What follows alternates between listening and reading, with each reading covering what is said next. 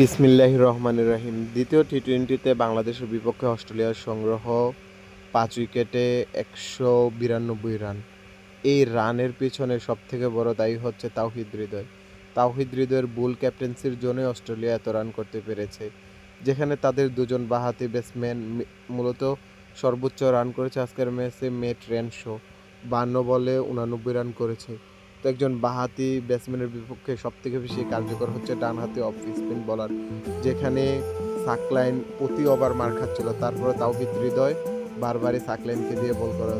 এই যে আজকের ম্যাচে সাকলাইন যে ৪ ওভারে ৫২ রান দিয়েছে, এটা কিন্তু সাকলাইনের দোষ না, শুধুমাত্র তাওহিদ হৃদয়ের বুল ক্যাপ্টেন্সির দোষ।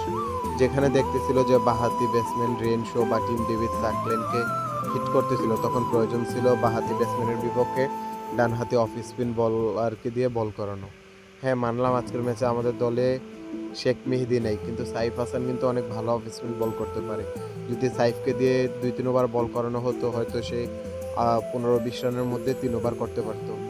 তাহলে কিন্তু আজকে রানটা এত হয় না, রেনশোকে আউট করে দিতে পারতো। রেনশো অফ স্পিন ভালো খেলতে পারে না, দেখা যেত যে ১৫০ বা ৬০-এর মধ্যে অস্ট্রেলিয়ার রানটা আটকে থাকতো। শুধুমাত্র তাওহিদ হৃদয়ের বুল ক্যাপ্টেন্সির জন্যই এত রান হয়েছে। ২ ম্যাচের জন্য ক্যাপ্টেনের হওয়ার যোগ্য না তাওহিদ হৃদয়। সাইফকে একটা ওভারও বল করালো না, অথচ বাঁহাতি